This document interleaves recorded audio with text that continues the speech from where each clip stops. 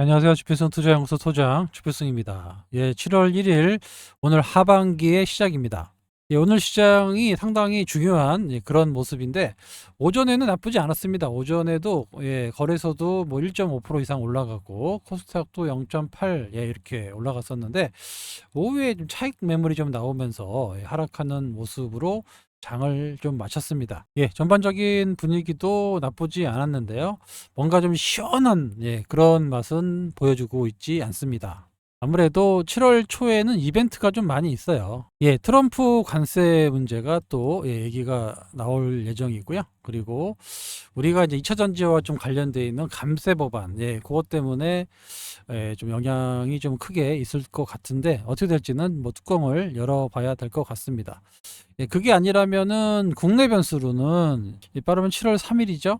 상법 개정안이 통과될 것 같습니다. 오늘 시장에서도 상법 개정안과 관련해서 지주회사들이 이렇게 많이 올라가는 이런 모습을 보였고, 지주사들이 PBR이 정말 낮은 그런 종목들이 많이 있습니다. 그래서 지금도 많이 올라 보이지만 전체적으로 좀 장기적으로 본다라고 하면 저런 것들이 다 1배 이상으로 올라갈 수 있다. 이렇게 보실 수 있습니다. 그래서 뭐 오늘 뭐 효성 같은 경우도 상당히 강한 모습으로 올라왔지만 그래도 0.6배밖에 안 돼요.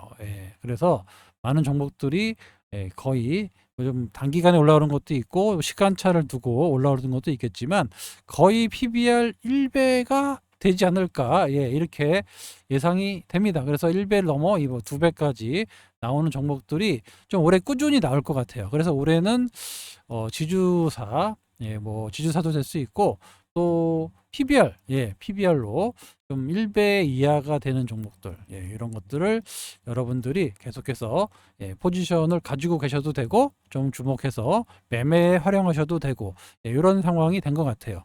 그러다 보니까 오늘 뭐 두산 에너빌리티 같은 경우는 생각보다 많은 차익 매물이 나왔는데 장중에 뭐 유상증자 루머설이 좀 돌았어요. 그래서 기관의 매도가 좀 나왔는데 시장이 분기나 반기 그리고 또 결산이 바뀔 때마다 좀 주도주가 좀 바뀌는 경향이 있습니다. 하반기는 트럼프는 계속해서 금리를 인하시키겠다.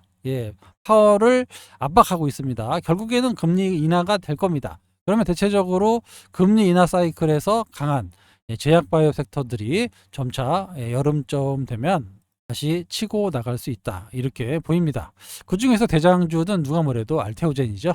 예, 알테오젠의 박순재 대표님, 좀 되게 보수적이신 분이에요. 시장에 대해서 정말 신경 쓰지 않겠다. 하루하루 주가에 그렇게 연연하지 않는다라고 할 정도로 되게 보수적으로 어차피 회사는 좋아질 수 있으니까 주가는 당연히 올라가는 것이다. 이렇게 얘기할 정도로 그렇게 다른 바이오 기업들은 CEO들이 너무 그냥 설레발을 치거든요. 100% 됩니다. 무조건 갑니다. 이렇게 하는데 상당히 보수적인 분이에요. 그렇게 얘기하지 않습니다.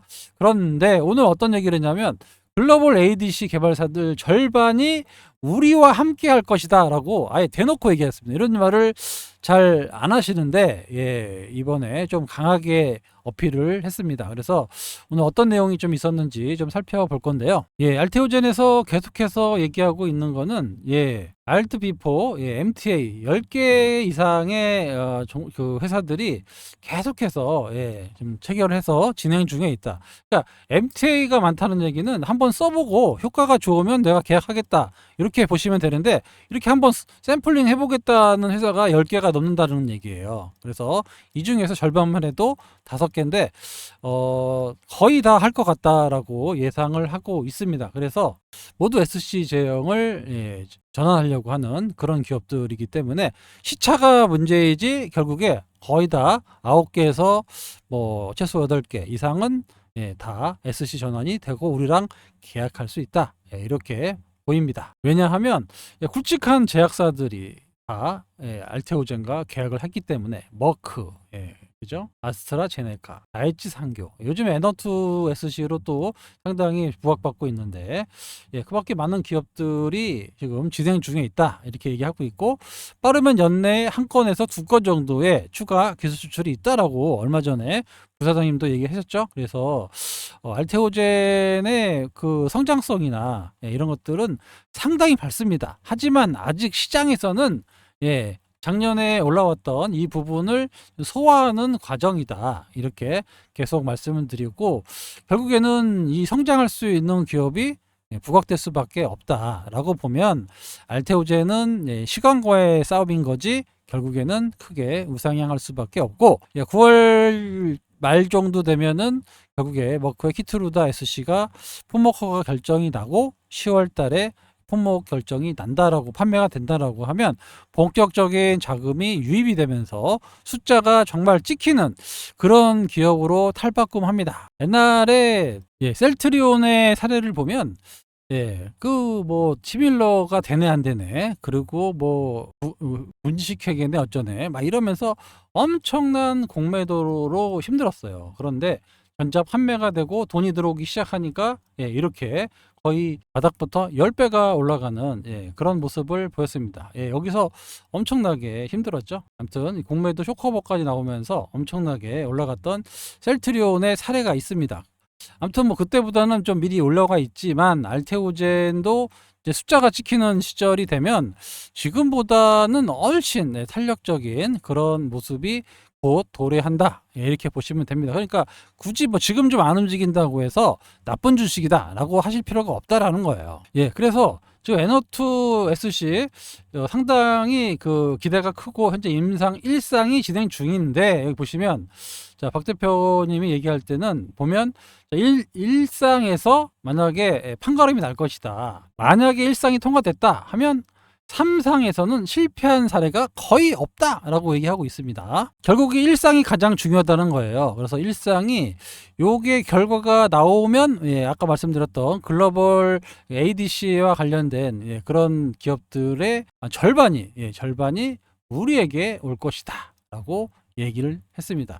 이렇게 적극적으로 얘기하시는 분이 아닌데 상당히 보수적으로 얘기하시는 분인데 이런 얘기를 했어요. 그 얘기는 뭐냐? 그만큼 자신이 있다라는 겁니다. 예, 기술력이나 앞으로의 추가 기술 수출, MTA를 통한 추가 1년에 두 건 이상의 기술 수출이 가능할 것이다 라고 얘기를 힌트를 주고 있는 겁니다. 그러니까 지금 뭐 알테오젠의 움직임이 좀 더디다 뭐 이런 거 사실 저는 그렇게 중요하지 않다 이렇게 보이고요. 알테오젠이 결국에 예, 여기를 넘어서 예, 크게 상승하는 재도약기가 올 하반기에 시작될 수 있습니다. 아시겠죠? 예, 요거는 이제 기관별로 예, 금리 인하 언제쯤 할 거냐라고 이제 통계를 내봤는데, 뭐 골드만 시티, 뭐 UBS 이런 웰스파고 하여튼 9월 달에 본격적인 금리 인하가 될 것이다. 이렇게 얘기하는 기관도 있고, 올해 2번 정도 한다는 기관도 있고, 적극적이 보면 3번도 할 수 있다라고 하는데, 아무튼 하반기에 금리 인하가 시작되는 거는 맞을 것 같아요.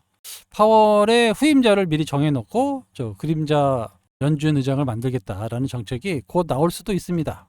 그러면 국채금리가 미리 선반영되기 때문에 시장의 금리 하락에 따른 관련 수혜주들, 특히 제약바이오 섹터들이 나쁘지 않을 걸로 예상되고 있습니다. 예, 우리나라는 뭐 상법 개정안이 이제 본격적으로 시작된다라고 하니까 우리나라 역사에 없었던 예, 이런 일이 생기는 거예요. 그래서 아직도 누가 한 번도 경험해보지 못했기 때문에 상당히 어수선합니다. 요럴 때가 사실은 돈 벌 수 있는 절호의 기회예요. 누군가 다 알고 있으면 예, 그 주가나 이런 게 좀 반영이 안 되는데 한 번도 가보지 않은 길을 이번에 열리는 겁니다. 그러면 상당히 어수선해요. 과거에 우리나라가 그 코스닥 시장 새로 생길 때 예, 물론 정부에서 밀어주긴 했지만 예, 어수선합니다. 도대체 뭔지는 모르겠는데 벤처 기업에 벤자만 들어가면 그냥 막 상한가 가고 예, 뭐 10배, 20배 가는 종목들이 수두룩하고 막 이랬었거든요. 예, 상법 개정안은 뭐 그 정도까지는 아니겠지만 예, 정부에서도 이번에 뭐 부동산에 대해서 상당한 많은 유각 대출로 규제를 하고 있고, 그리고 뭐 해외 자산이나 해외 투자에도 뭐 5억 이상은 신고해라 라고 엄포를 놓고 있고, 예, 그러니까 돈이 갈 데가 없어요. 그러니까 결국에는 우리나라 증시로 문을 딱 열어놓고, 이렇게 열어놓고 너네들 이쪽으로 와라, 몰고 있는 거잖아요 지금. 왜냐하면 자, 증시가 부양이 되면 많은 사람들의 소비가 증가됩니다. 가장 빠른 소비 진작책이에요. 부동산이 올라가면 일부 부동산을 가지고 있는 일부들만 이렇게 수혜를 받아서 소비가 늘어나긴 하는데, 증시가 올라가면 전체적으로 소비가 크게 증가되는 이런 현상이 있기 때문에, 과거에 김대중 대통령이나 많은 대통령들이 증시를 좀 인위적으로 올린 거죠. 그러고 나서 물론 많은 후유증을 겪었지만, 지금 이번에 상법 개정안은 그냥 우리가 너무 저평가되어 있는 거를 정상화 시킨다. 정상화만 시켜도 저희는 3천에서 4천 정도 이상의 가야 된다, 이렇게 보는 거죠. 그리고 시장의 유동성을 열어놨기 때문에, 그래서 결국에 증시가 더욱 활성화될 수 있다, 이렇게 보입니다. 그래서 지금 뭐 작년이나 재작년에 우리나라만 못 올랐던 그런 지수가 결국에는 반영이 되면서 상당히 큰 유동성 장세가 나타날 수 있습니다. 이제 초유이고요. 상법 개정은 이제 통과되고 그런 것들까지 이제 시행한 세부안까지 더 디테일하게 나온다라고 하면, 기존의 대주주들만 배불렀던 그런 증시에서 장기 투자하는 뭐 분리 배당 과세라든가 이런 것들이 활성화되면 건물 갖고 있어서 5% 정도의 차익을 낸다.